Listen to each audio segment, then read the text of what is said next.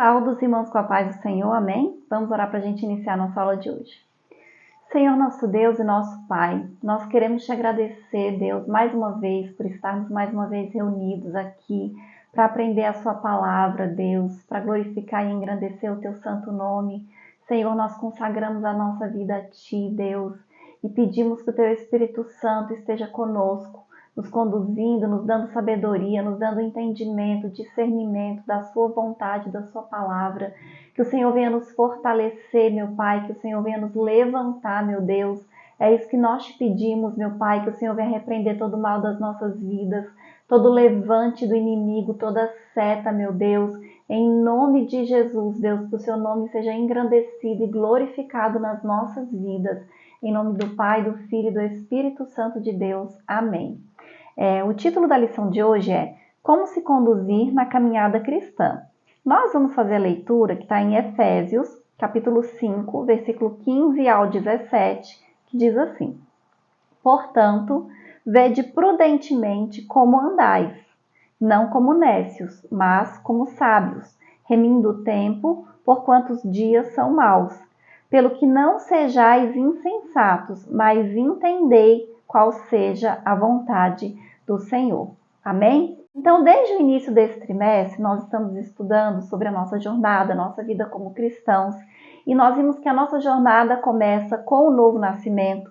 Nós vimos também que nós temos o livre-arbítrio para nós escolhermos aquilo que nós vamos fazer, por qual porta nós vamos entrar, se nós vamos escolher passar pela porta larga, que leva para o caminho da perdição, ou se nós vamos escolher a porta estreita, que nos conduz à salvação e à vida eterna. Nós aprendemos que nós devemos ter o nosso foco no céu, na eternidade, na salvação. E hoje nós vamos falar como deve ser a nossa conduta nesse caminho estreito que nos conduz à vida eterna. Nesses versículos que nós lemos de abertura, fala sobre os sábios e os nécios. E quem é o sábio, como é que se comporta o sábio e como é que se comporta o nécio. Então, o nécio é aquela pessoa tola, insensata, imprudente, que não tem sabedoria, que não leva em consideração as consequências das suas ações, enquanto que o sábio é justamente o contrário. O sábio é aquela pessoa que busca o conselho de Deus, que busca a palavra de Deus, que pesa as coisas antes de fazer, que pensa nas consequências das suas ações, porque tudo aquilo que nós fazemos tem consequência, seja ela boa ou ruim. E a sabedoria de verdade, ela vem de Deus. Não existe sabedoria fora de Deus. Então, o sábio é aquele que busca conselho na palavra do Senhor.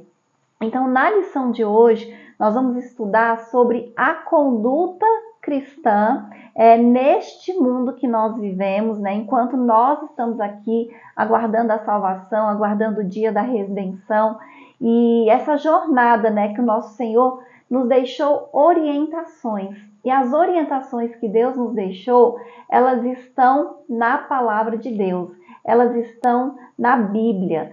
E o primeiro tópico da lição diz assim: o padrão de conduta na caminhada cristã, Jesus Cristo como nosso padrão de conduta. Então, antes da gente analisar o texto bíblico de Efésios 5, porque nós lemos apenas alguns versículos, né, 3 versículos apenas, mas Efésios capítulo 5, ele fala o capítulo inteiro sobre esse comportamento, essa conduta do cristão. E então cabe a nós refletir a respeito de um padrão geral de conduta para fazer a vontade de Deus nessa caminhada cristã. Então é óbvio que existe um padrão e que esse padrão é o modelo que Jesus Cristo nos ensinou. Então ele espera dos seus discípulos que eles sigam um padrão, e o padrão é o próprio modelo de vida que ele viveu aqui nessa terra.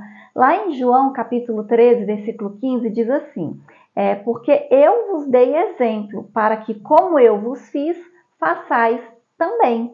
Então é importante a gente ler e estudar os evangelhos justamente para a gente aprender como foi que Jesus viveu nessa terra, como foi que ele se comportou, né? Como era o comportamento dele, o caráter, quais as virtudes que ele apresentava, e a gente vai modelar o comportamento de Jesus. Nós vamos ter Jesus como exemplo para tudo.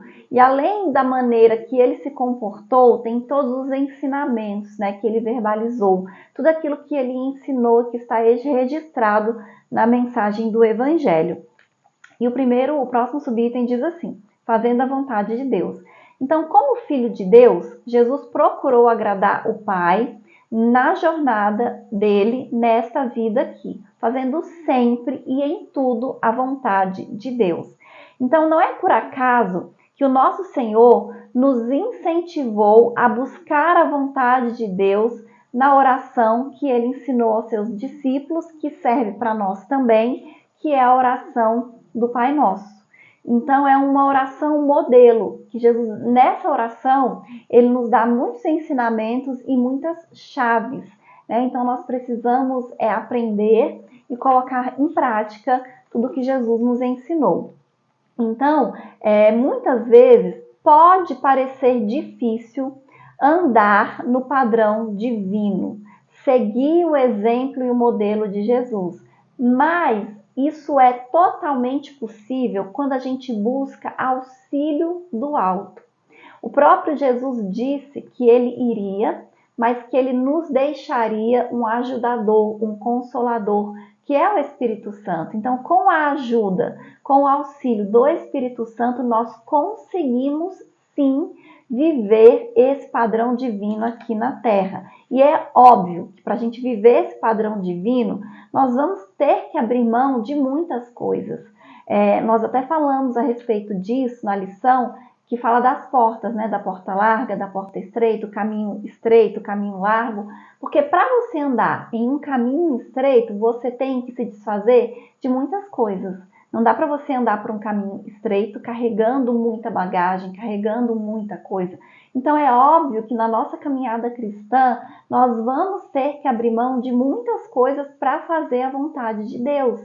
E nós devemos nos alegrar nisso, né? Em alegrar o Senhor, né? Em abrir mão para fazer a vontade de Deus. Amém?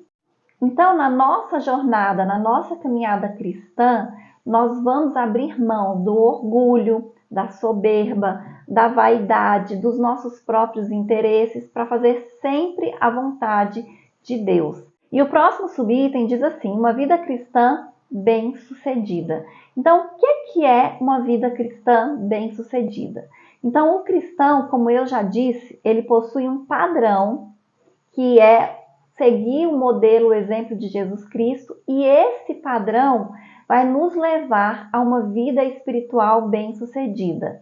Nós sabemos que pessoas bem-sucedidas, elas sempre procuram se espelhar em outras pessoas que também são bem-sucedidas, né? Que são equilibradas, que são resilientes. E é isso que nós devemos fazer. O nosso padrão e o nosso modelo é Jesus Cristo. Ele foi equilibrado, resiliente e um modelo ilustre em tudo, em todos os seus caminhos até a sua morte, né? E o próprio apóstolo Paulo, ele escreveu sobre Jesus dizendo que nós devemos imitar Jesus. Em Filipenses 2:5 e também fazendo uma referência a Mateus 11:29, que diz: de sorte que haja em vós o mesmo sentimento que houve também em Jesus Cristo.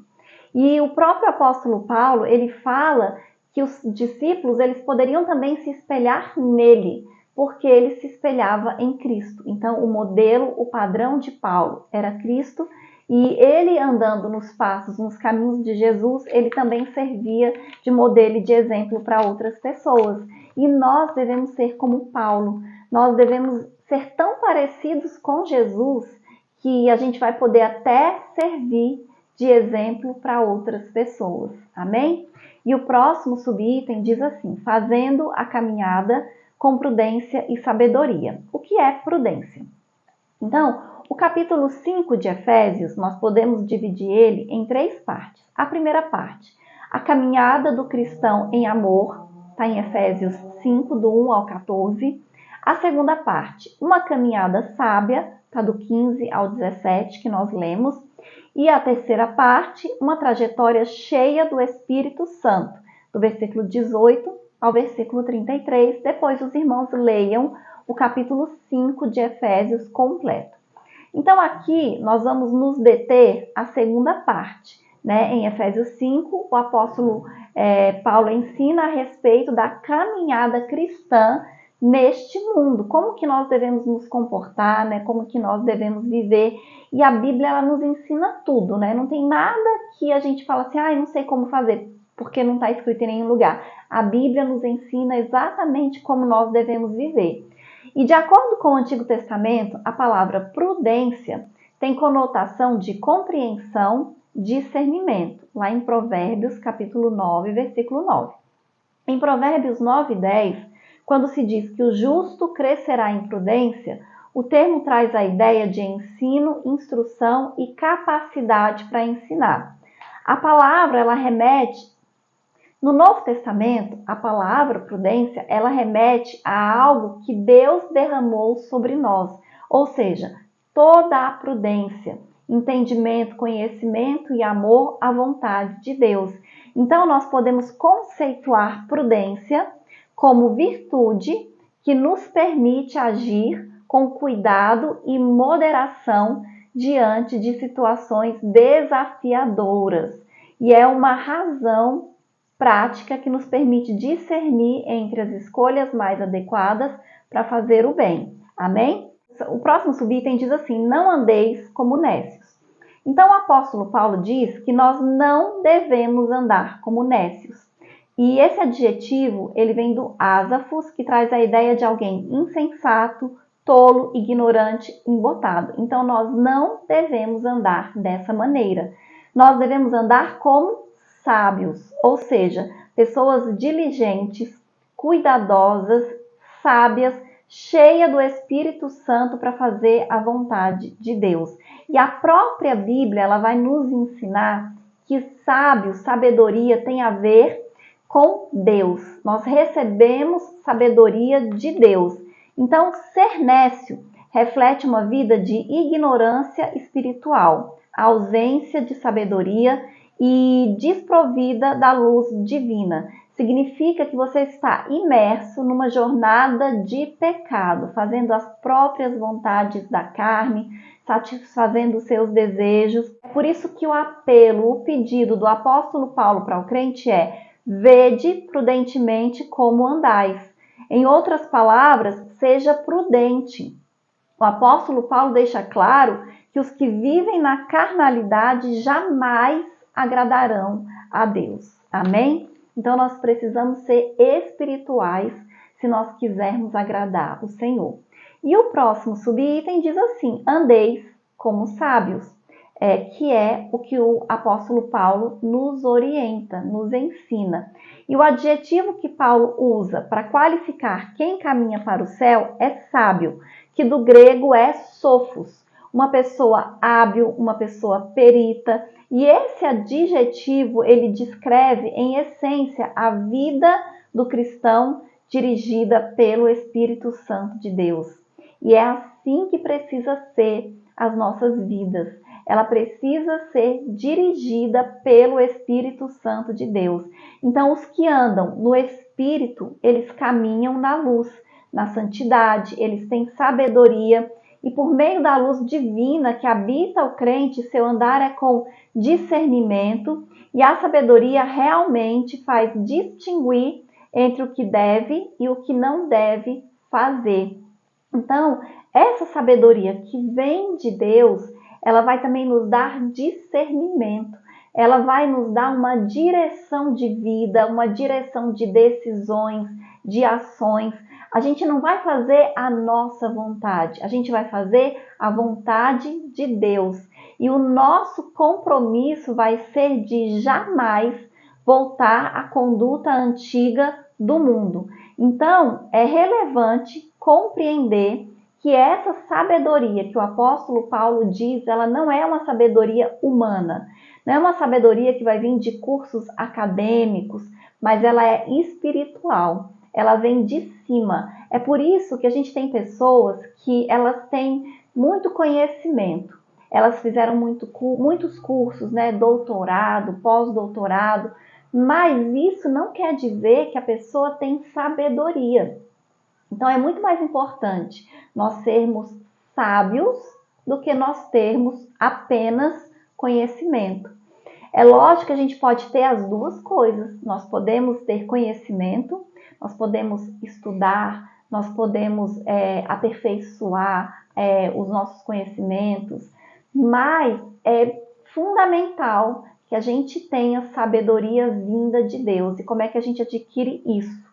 Através do Espírito Santo de Deus, né? Andando em santidade, tendo uma vida de intimidade e comunhão com o Senhor e nos tornando semelhantes a Jesus Cristo. Amém? E o próximo tópico diz assim: vencendo os dias maus, remindo o tempo. O versículo 16 de Efésios 5 apresenta o verbo remir como tradução do grego exagorazo. Ele possui dois sentidos. Um é de redimir, resgatar do poder de outro pelo pagamento de um preço. E o outro significado é comprar para uso próprio.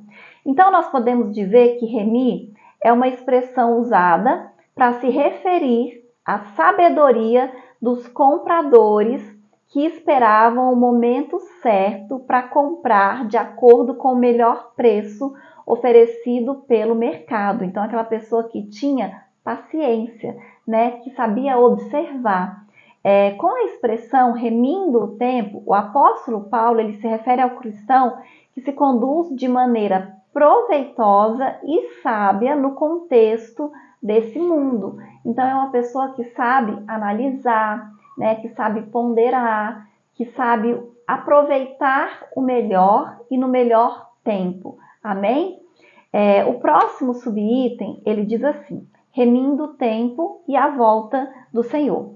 Quando se falava a respeito de remir o tempo entre os cristãos primitivos, né, lá no início da igreja, no comecinho, eles tinham em mente que a segunda vinda do Senhor Jesus Cristo, ela estava próxima, porque o próprio Jesus disse isso, ele afirmou isso.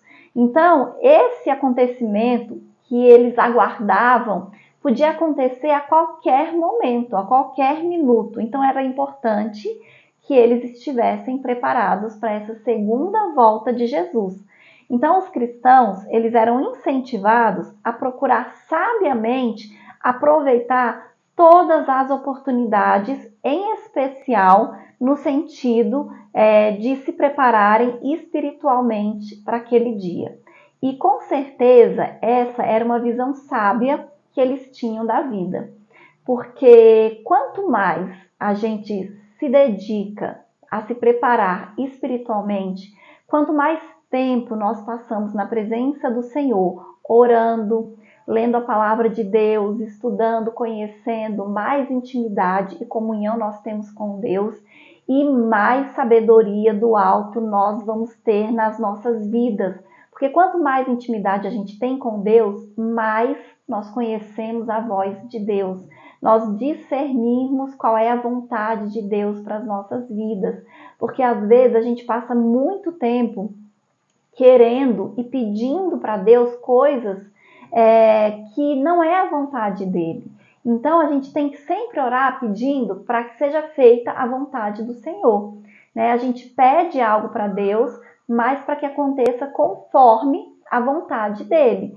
E que se não for a vontade dele, ele vai nos dar discernimento e vai nos dar sabedoria. É óbvio que tem muitas coisas que nós já sabemos que é a vontade de Deus, porque já estão explícitas, já estão claras na Bíblia.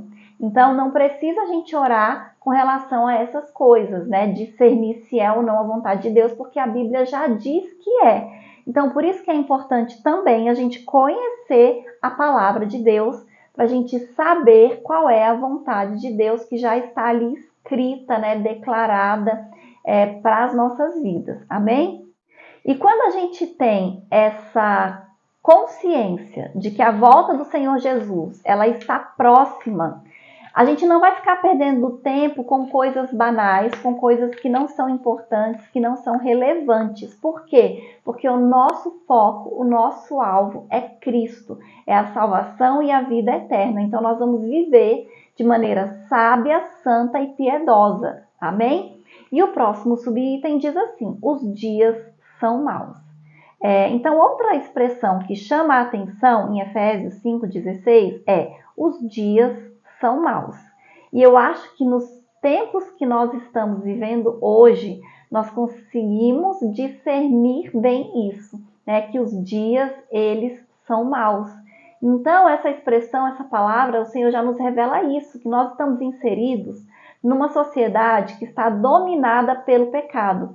Então, essa sociedade inserida no pecado pode acabar roubando o nosso tempo e nos levando à prática do mal, por causa da influência, por causa das coisas que nós vemos. E a gente não pode se conformar com essa possibilidade. Nós não podemos ser insensatos, nós não podemos agir como nécios, né? Ao tal ponto, mas a gente precisa entender qual é a vontade de Deus. E como eu disse, como é que a gente entende, como é que a gente conhece a vontade de Deus? Conhecendo a Bíblia, conhecendo a palavra de Deus.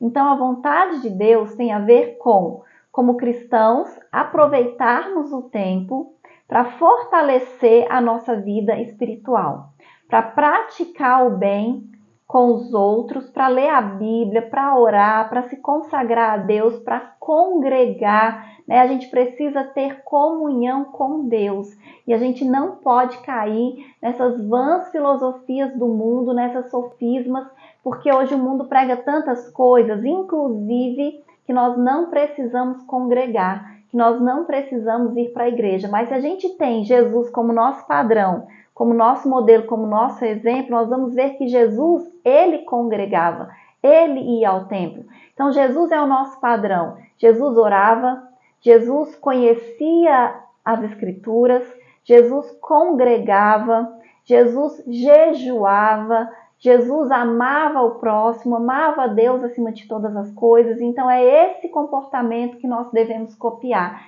Esse é o padrão que nós devemos seguir, o padrão de Jesus, não o padrão de homens feridos, machucados, magoados que estão aí na internet pregando heresias, ensinando um monte de coisa errada e fazendo com que muitas pessoas caiam. E a própria Bíblia diz, né, que no final dos tempos vão aparecer homens assim, né, que vão trazer escândalos, que vão fazer com que as pessoas caiam, mas que ai, né, dessas pessoas, porque eles serão cobrados por isso. Então nós precisamos estar firmes no modelo de Jesus. A gente não precisa ter homem como modelo, a não ser que esse homem siga o modelo, o exemplo de Jesus. Amém? E eu vou ler a conclusão que diz assim: em nossa caminhada para as mansões celestiais, precisamos seguir o padrão divino, isto é, as normas determinadas pelo Pai, que estão inseridas em sua palavra. É preciso viver sábia e prudentemente, e aproveitando bem as oportunidades de fazer o bem, e não deixarmos nos dominar pelos dias maus, na certeza de que a vinda do Senhor se aproxima. E isso nos incentiva de maneira santa. Amém? Então, nós precisamos estar preparados, né? Nós precisamos ser prudentes e sábios. E como é que nós nos preparamos? Tendo comunhão, intimidade com o Senhor e seguindo o padrão de Jesus Cristo, que, como eu disse, nós podemos conhecer através da palavra de Deus. E é isso que a gente faz nas aulas da Escola Bíblica Dominical. Conhecer a Bíblia, conhecer Jesus, conhecer a Deus, conhecer, né, como é que nós devemos viver, como é que nós devemos nos conduzir nesse mundo e nessa terra. Amém? E essa é a lição de hoje. Até a próxima aula, em nome de Jesus.